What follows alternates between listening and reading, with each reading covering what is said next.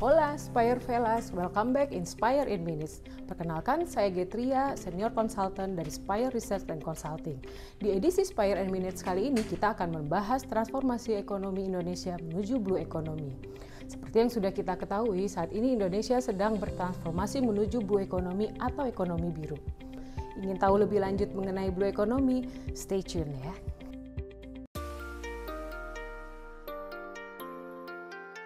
Kementerian Perencanaan Pembangunan atau yang lebih dikenal dengan Bappenas pada 25 November 2021 telah meluncurkan kerangka pembangunan ekonomi biru untuk transformasi ekonomi di Indonesia sebagai acuan pemangku kepentingan dalam mendefinisikan ekonomi biru sebagai mesin baru pertumbuhan ekonomi Indonesia yang berkelanjutan dan inklusif.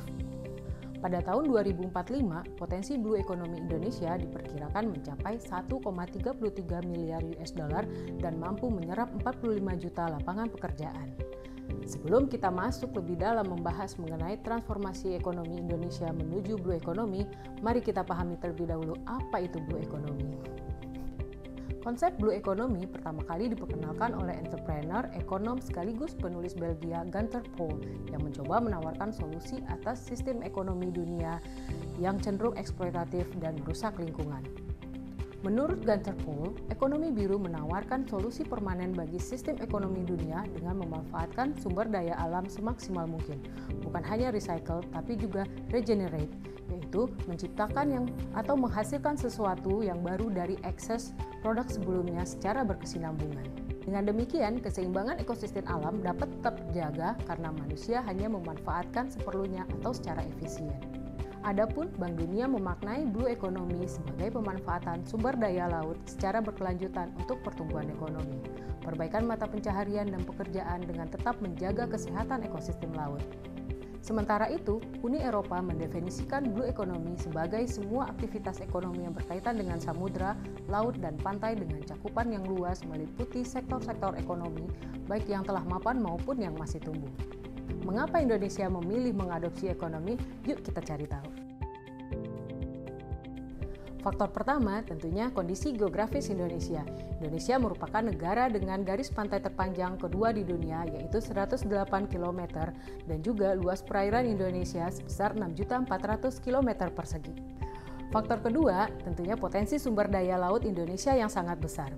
Indonesia sangat kaya akan biota laut, antara lain 8.500 spesies ikan, 555 spesies rumput laut, dan juga 950 biota terumbu karang.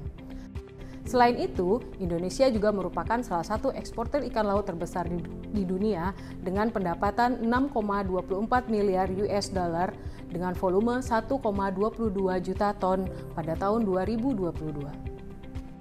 Faktor ketiga, Blue Economy menjadi salah satu mesin pertumbuhan ekonomi untuk keluar dari middle income trap.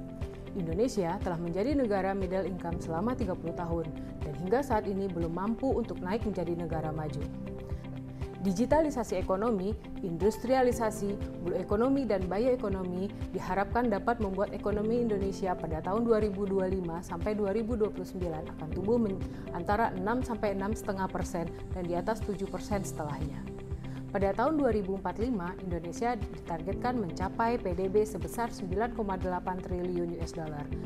Dan middle income class Indonesia naik menjadi 80% serta GNI per kapita menjadi sebesar 30.300 US dollar. Bagaimana strategi penerapan Blue Economy di Indonesia? Ayo kita cari tahu lebih lanjut.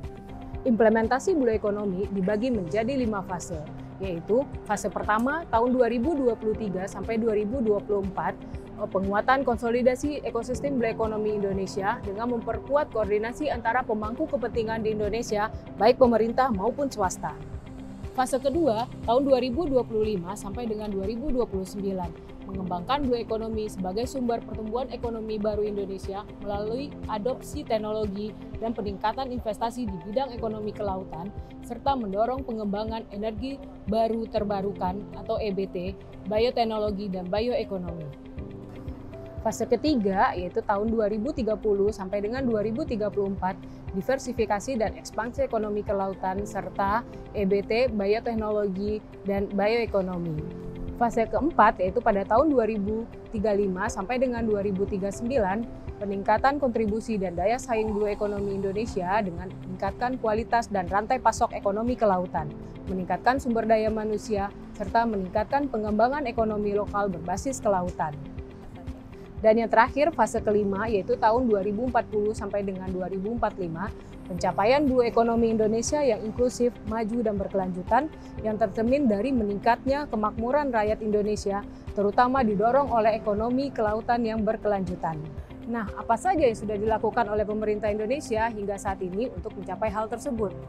Yang pertama, ada konsolidasi dan penyelarasan peraturan-peraturan pada tingkat kementerian atau lembaga nasional seperti Kementerian Kelautan dan Perikanan, Kementerian Lingkungan Hidup dan Kehutanan, Kementerian ESDM, dan Kementerian Pariwisata dan Ekonomi Kreatif.